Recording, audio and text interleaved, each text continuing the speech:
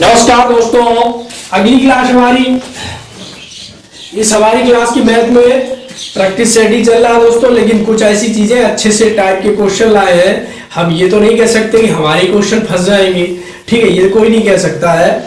तो हम ये जरूर कह सकते हैं कि इस टाइप के क्वेश्चन जरूर आएंगे। तो इन पे अगर आप अभ्यास करोगे तो आपको अच्छे अंक जरूर मिलेंगे, ठीक है। और गणित में सीटेट में गणित में आपको 30 में से 25 नंबर लाना ज्यादा बड़ी बात नहीं है दोस्तों। जिनको गणित बिल्कुल भी नहीं आता है, ठीक है, मैं उनकी बात करूंगा। तो आप जो 15 से 17 नंबर हमारे शिक्षण गणित से हैं, तो वहां से आपको ये आराम से आप गेन कर सकते हो, ठीक। उसके बाद जो 10, 12 या 13 नंबर बचते हैं, देखो माइनस मार्किंग है नहीं, आप अगर अंदाज से भी लगाओगे तो भी इसमें 6-7 आराम से आपके कवर हो जाएंगे, ठीक। तो जिनको गणित नहीं आता मैं उनके लिए भी कह रहा हूं भाई साहब, आपके भी 20+ नंबर आएंगे। बस कॉन्सेप्ट जरा ध्यान से समझे। तो हमने यहाँ पे पहला क्वेश्चन लिया है, कह रहे कक्षा सेकेंड के विद्यार्थी है जो एक शिक्षक योग जोड़ सिखा रहा है। एक शिक्षक क्या सिखा रहा है? इनको जोड़ सिखा रहा है, ठीक। तो जब शिक्षक इनको जोड़ सिखा रहा है दोस्तों, तो कौन सी विधि सर्वाधिक उपयुक्त है, ठीक। तो इसमें पहला ऑप्शन है कक्षा सेकेंड में शाब्दिक प्रश्नों को न कराया जाए, ठीक है। शाब्दिक प्रश्नों का प्रयोग केवल मूल्यांकन हेतु किया जाना चाहिए। अगला क्वेश्चन कह रहा है योग यानी जोड़ को शाब्दिक प्रश्नों द्वारा कराया जाना चाहिए।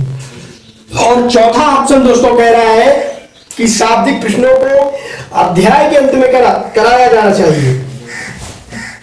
तो अगर हम दोस्तों यहाँ पे बात करें योग की, तो अगर वो योग सिखा रहा है तो ऑप्शन तो आपका तीसरा ही सही है कि शाब्दिक शब्दों का प्रयोग योग में करना चाहिए। कैसे करना चाहिए? जैसे हमने बालक से कहा कि आपके पास 4 सेब है। बालक के पास कितने सेब है? 4 सेब है। हमने कहा उसे हमने 3 सेब और मिला दिए। 3 सेब क्या किए? और मिला दिए। तो हमारे टोटल मिला के सेब कितने हो गए? बालक बोलेगा 7 सेब हो गए। तो ये जो हमने बताया है उदाहरण, ये क्या है? ये शाब्दिक उदाहरण है, ठीक है। तो यहाँ पे हमारा ऑप्शन नंबर 3 सही होता है, ठीक। बढ़ते हैं अगले क्वेश्चन की तरफ। कह रहा है कक्षा सेकेंड, फिर से कक्षा सेकेंड के विद्यार्थी का प्रश्न है। कह रहा है कक्षा सेकेंड के शिक्षक ने योग जोड़ के निम्नलिखित शाब्दिक प्रश्नों को विद्यार्थियों को हल करने हेतु दिया। कैसे? कि एक टोकरी में 5 सेब है, उसमें 7 सेब डाल दिए जाए।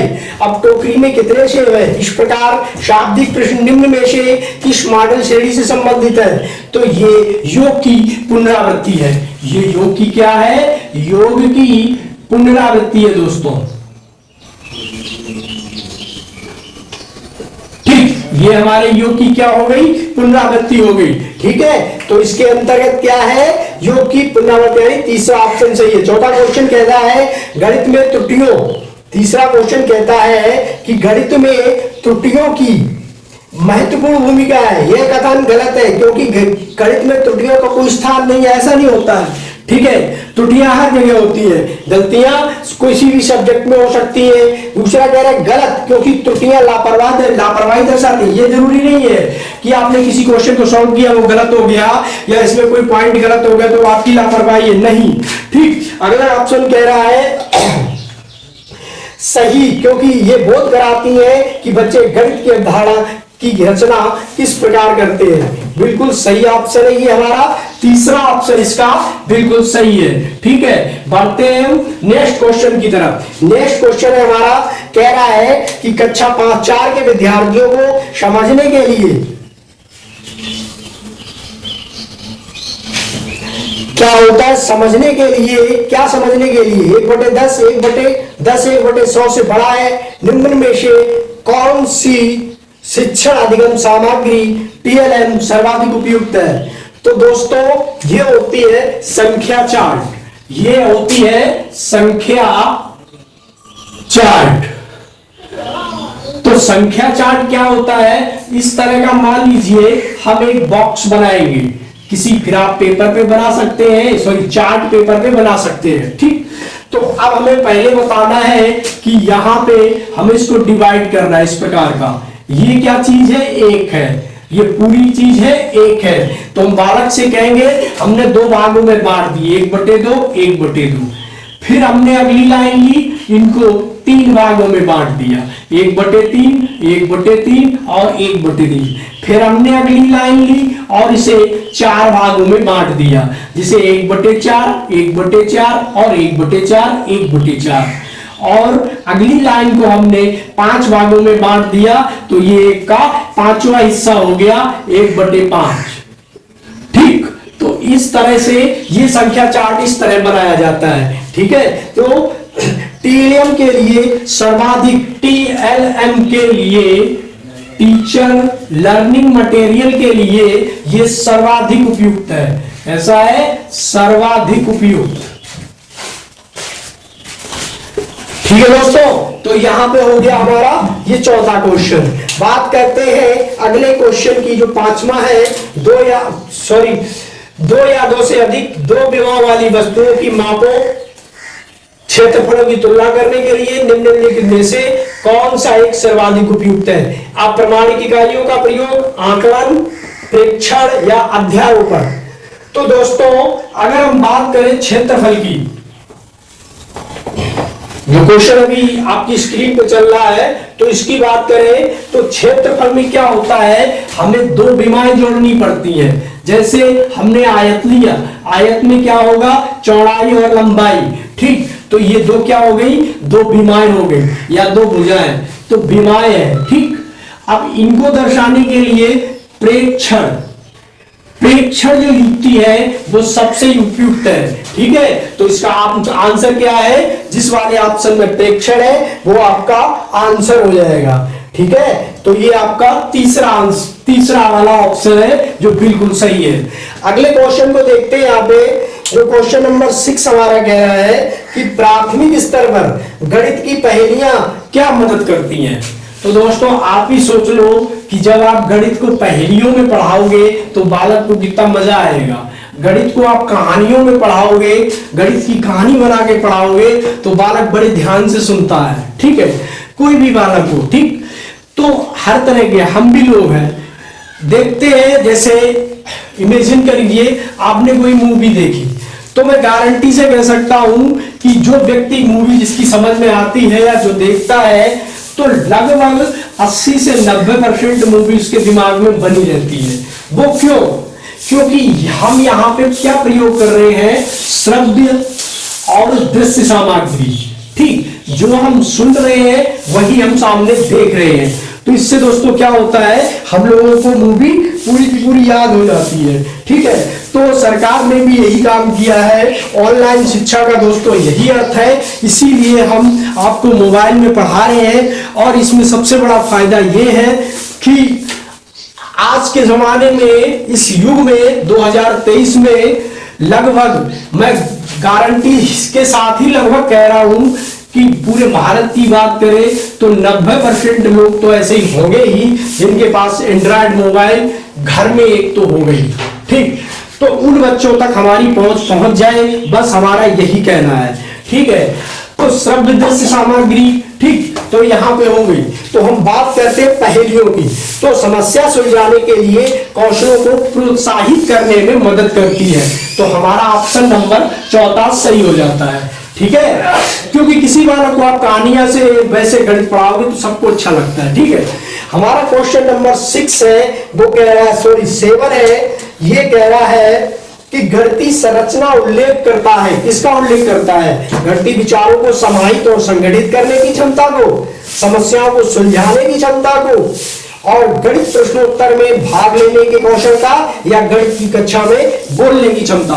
बहुत अच्छा क्वेश्चन है और बहुत सरल है। क्वेश्चन पढ़िए, आंसर मिल जाएगा तुरंत। गणितीय विचारों को समाहित और संगठित करने की क्षमता, ये बिल्कुल ऑप्शन हमारा पहला वाला ही सही है। तो दोस्तों, क्योंकि गणितीय विचारों और उनको समाहित करने की जिसमें क्षमता होगी उसको गणित बहुत अच्छी आएगी। ठीक है, चलो 8वां क्वेश्चन कह रहे हैं राष्ट्रीय परिचर्चा। चलो इसमें पीछे वाले क्वेश्चन में और बता देता हूं कि गणितीय समाहित तो क्या होता है। गणित क्या भी एक अपना अलग व्याकरण है। हमने आपको पहले बताया था कि गणित का भी अपना एक अलग व्याकरण है, जिसके अंतर्गत पहले क्या आते हैं, पद आते हैं, फिर प्रत्यय आते हैं जिन्हें हम कॉन्सेप्ट बोलते हैं। ठीक, पद हो गया, प्रत्यय हो गया। अब सोचो फिर क्या आएगा, फार्मूला यानी सूत्र हो गया। ठीक, सूत्र के बाद सिद्धांत हो गया, और सिद्धांत के बाद गणित के अपने चिन्ह होते हैं। दोस्तों क्या होता है, यही गणित का व्याकरण है। इस चीज को, अगर इस लाइन को आप समझ गए तो समझ लो। ठीक, गणित में पद होते हैं, टर्म से काम चलता है। प्रत्यय यानी कॉन्सेप्ट होते हैं उसके अपने, ठीक, उसके अपने फार्मूले होते हैं, अपने सूत्र होते हैं गणित के। ऐसा नहीं है कि गणित में हम आपको संधियां बताने लगे, या गणित में हम आपको जीके के पर्वत की श्रेणियां, भूगोल बताने लगे, ऐसा नहीं है। तो गणित के अपने सूत्र होते हैं, इनके अपने सिद्धांत अलग होते हैं, और इनके गणित के चिन्ह होते हैं। चिन्हों के अंतर्गत प्लस, माइनस, भाग, गुणा, ठीक, बहुत से आते हैं। छोटा कोष्टक, बड़ा कोष्टक, ठीक, मझला कोष्टक इत्यादि है। और अब आप बढ़ते जाओगे उच्च गणित में तो आपको बहुत से साइन मिलते हैं, ये टेन, थीटा, ठीक है, फाई, साइन, ये सब अपने क्या है, गणित के ये सारे चिन्ह होते हैं। ठीक, समझ गए। तो अब आते हैं हमारा क्वेश्चन नंबर 8 कह रहा है, राष्ट्रीय पाठ्यचर्या रूपरेखा 2005 के अनुसार प्राथमिक विद्यालय में गणित पढ़ाने का मुख्य उद्देश्य निम्नलिखित में से कौन सा नहीं है? है नहीं, कौन सा नहीं है? कभी कभी दोस्तों क्या होता है कि अब तो ऑफलाइन पेपर हो रहा है, फिर भी क्या होता है ऐसे क्वेश्चनों में जहां नहीं एकदम पूछ दिया जाता है, तो ये नहीं दिखता ही नहीं है, ये नहीं दिखता ही नहीं है, मतलब ये दिखाई नहीं पड़ता है। हम क्या करते हैं, पॉजिटिव वाले पे साइन मार देते हैं। ठीक, और यहीं पे एक आध क्वेश्चन ऐसा गलत हो ही जाता है। ठीक, तो हमें सबसे पहले क्वेश्चन को ध्यान से पढ़ना है। ठीक, कि है पूछ रहा है या नहीं पूछ रहा है। तो यहाँ पे पूछा है नहीं, तो नहीं देखो कौन सा होगा फटाफट। बच्चे की सोच विचार प्रक्रिया को गणितीय रूप देना, ये तो पॉजिटिव है। ठीक, दूसरा कह रहा है बच्चे के संदर्भ में गणित का वर्णन करना, ये भी पॉजिटिव है। चलो देखते हैं कौन पॉजिटिव है कौन नेगेटिव है। चलो तीसरा कह रहा है समस्या समाधान के कौशल को बढ़ाना, गणित में उच्चतर पढ़ाई की तैयारी करना। तो ऑप्शन नंबर 4 से देखें, उच्चतम पढ़ाई की तैयारी, गलत हो जाएगा। ठीक, उच्चतम पढ़ाई की तैयारी। अब ठीक, समस्या समाधान कौशल को बढ़ाना, समस्या समाधान कौशल तो सही है, तो ये भी इसमें गलत हो गया ऑप्शन में। दूसरा कह रहा है बच्चे के संदर्भ में गणित का वर्णन करना, तो गणित का वर्णन करना भी सही है, तो ये भी गलत हो गया। अब जो गलत वाला है उसे सही करते हैं। इसमें है हमारा पहला, बच्चे की सोच विचार प्रक्रिया को गणितीय रूप देना। अगर आप सोच विचार प्रक्रिया को पूरा गणितीय रूप दे दोगे तो बच्चा बोर हो जाएगा। ठीक है, उसकी गणित में क्या हो जाएगी, अरुचि हो जाएगी। ऐसा नहीं करना है हमें। ठीक है, अगला क्वेश्चन है क्वेश्चन नंबर 9। तो इसकी बात कर रहे हैं दोस्तों, तो इसमें कह रहा है कि प्राथमिक स्तर पर गणित की पाठ्य पुस्तक की सबसे अधिक महत्वपूर्ण विशेषता निम्न में से कौन सी है? विशेषता कौन सी है, मतलब पूरा महत्वपूर्ण, सबसे ज्यादा महत्वपूर्ण। ठीक, तो पढ़ते हम ऑप्शन और आप भी पढ़िए और आंसर बताइए। संकल्पनाओं का उच्चतर कक्षाओं में संबंध जोड़ा जाना चाहिए, ये भी हमें थोड़ा सही लग रही है। ठीक दोस्तों, आप लोग कमेंट नहीं करते हो, कमेंट करके जरूर जवाब दिया करो। ठीक है, मैं ये भी कह रहा हूं कि मेरे अंदर पढ़ाने में क्या कमी है, कहां पे मैं मिस्टेक करता हूं, इसको भी बताएं आप। ठीक है, तो दूसरा ऑप्शन पढ़ते हैं, संकल्पनाओं को जटिल से सरल रूप में प्रदर्शित किया जाना चाहिए। ये भी मुझे सही लग रही है कि जटिल से सरल रूप में अगर आप प्रदर्शित करोगे तो बच्चे को कुछ समझ में आता रहेगा। अगला कह रहा है संकल्पनाओं को पूर्णतः श्रेणीबद्ध में प्रस्तुत किया जाना चाहिए। श्रेणीबद्ध भी प्रस्तुत कर सकते हैं। अब इससे अच्छी है अगली, क्या, संकल्पनाओं को मूर्त से अमूर्त के रूप में प्रस्तुत किया जाना चाहिए। तो मूर्त से अमूर्त में करोगे तो ये ज्यादा सही है। मूर्त से अमूर्त में पहले आप बालक को बताओगे कि ये संख्याएं क्या है, कैसी है, तब बालक अपनी कल्पनाओं की दुनिया में, अमूर्त दुनिया में जा पाएगा। तो ऑप्शन नंबर 4 सही है। अब हम यहाँ पे बात करते हैं क्वेश्चन नंबर 10 में। कह रहा है कि ज्यामितीय समझ को विकसित करने के लिए निम्नलिखित में से कौन सा श्रेणी क्रम सही है। तो ज्यामिति को विकसित करने के लिए जो श्रेणी क्रम है जरा उसे देख लो और आपको आंसर भी मिल जाएगा। तो इसमें हम आपको पूरा समझाएंगे इसका श्रेणी क्रम जो है भाई टॉपिक। तो पहला आता है दोस्तों इसमें मानसिक चित्रण।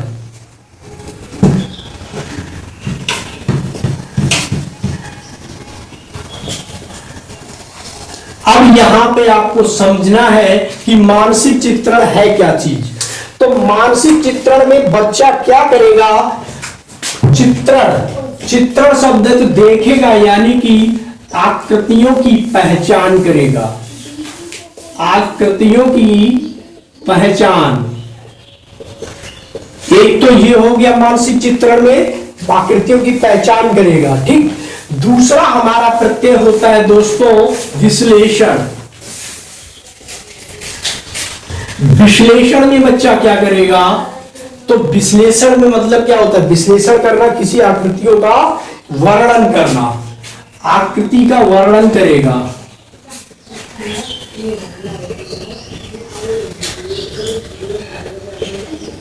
आकृति का वर्णन करेगा। अब आकृति का वर्णन में क्या बताएं, तो अब देखो आकृति वर्णन के लिए जैसे अब उसे ये हमने त्रिभुज बना दिया, ये हमने वर्ग बना दिया, ठीक है, ये हमने आयत बना दिया और ये हमने समचतुर्भुज टाइप का बना दिया और ये हमने कोई असमांतर या समांतर चतुर्भुज बना दिया। तो बच्चा क्या करेगा दोस्तों, वो पहचानेगा आकृतियों का वर्णन की त्रिभुज है, ये वर्ग है, ये आयत है, ये समांतर चतुर्भुज जैसा है और ये चतुर्भुज है टेढ़ा मेढ़ा करके, इस तरह से अगर कोई है बनाते हैं चतुर्भुज तो वो कहेगा, ठीक। तो वो आकृति को क्या कर देगा, वर्णन करेगा, ठीक है। अब तीसरा हमारा प्रत्यय क्या आता है जो पूछा है गणित में, तीसरा शब्द आएगा अनौपचारिक निगमन। अनौपचारिक निगमन। अब बच्चा क्या करेगा, अनौपचारिक निगमन में क्या बताएगा, तो अनौपचारिक क्या होता है, जैसे आकृतियों के गुणों के बारे में बताना, कोई भी आकृति है उसके गुणों के बारे में बताएगा, आकृति के गुणों के बारे में।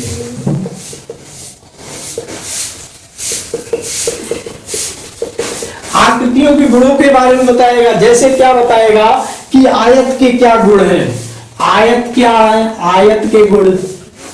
अब आयत के गुण या त्रिभुज के गुण,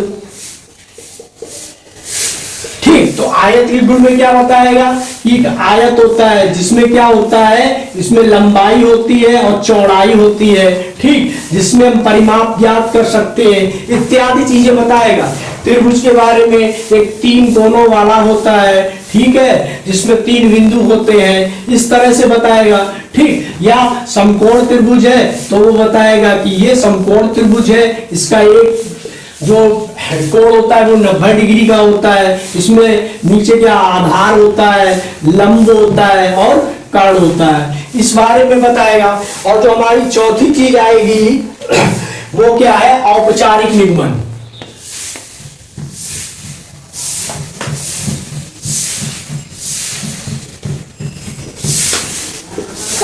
अब दोस्तों लास्ट में बच्चा क्या करेगा, औपचारिक निगमन के बारे में बताएगा। तो इसके अंतर कौन से आते हैं, इन आकृतियों के जो हमने अभी बताई है, आयत त्रिभुज, इनके क्या करेगा, गुणों के बीच में क्या करेगा, संबंध बताएगा कि इनमें क्या संबंध है।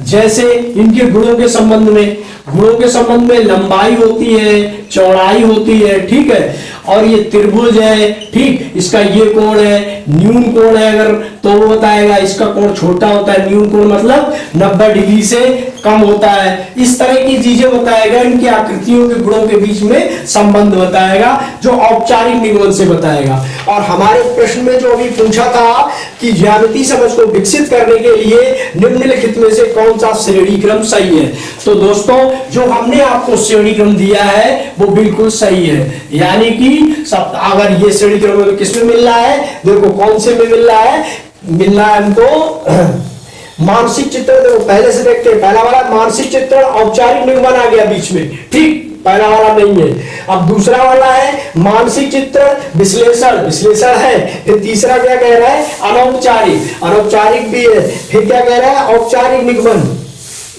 ठीक, औपचारिक निगमन। अगर हमें सीधा मिलता है कि मानसिक चित्रण है, विश्लेषण है, औपचारिक अनौपचारिक निगमन है, औपचारिक निगमन है, तो हमारा ऑप्शन वो सही होगा। ठीक है दोस्तों, अब थोड़ा आप मेरी बातों को समझो कि जो क्वेश्चंस हम करा रहे हैं, हो सकता है आपको कोई क्वेश्चन कॉन्सेप्ट ना समझ में आए, तो ना समझने के लिए आप लोगों के से मैं बार बार यही कह रहा हूं, आप बताइए कहां मिस्टेक हो रही है, कहां गलतियां हो रही हैं, कहां क्या हो रहा है। तो दोस्तों गणित में आप कम से कम 25 प्लस की उम्मीद लेके आराम से चलिए, आराम से बनेंगे।